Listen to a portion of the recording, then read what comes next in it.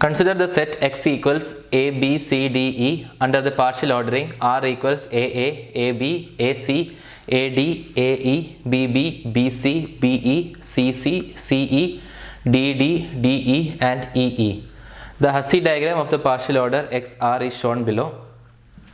The minimum number of ordered pairs that need to be added to R to make XR a lattice is. So this is a question from set theory and algebra regarding partial orders and lattice.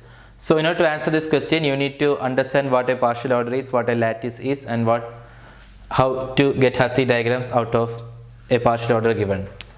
Now this is the partial order that they have given here, and this is the same information conveyed in the form of a Hasse diagram, and they are asking how many ordered pair we should be adding in order to make it a lattice. So a partial order is said to be a lattice if it has greatest lower bound and least upper bound existing for any pair of elements chosen from it. So in a partial order, for every pair of elements that we choose, if there is a greatest lower bound and least upper bound existing for every pair chosen like that, then that is called a lattice. Now greatest lower bound and least upper bound. So what is least upper bound? For any A, B belonging to A out of any partial ordering given, C is the least upper bound if A is related to C and B is related to C, and for any D such that A is related to D and B is related to D, C must be related to D. If this condition is true, it is called a least upper bound. And greatest lower bound is for any A comma B belong to set A, C is the greatest lower bound if C is related to A and C is related to B in that partial order, and for any D such that D is related to A and D is related to B, D must be related to C. If that is true, then C is called the greatest lower bound of A and B.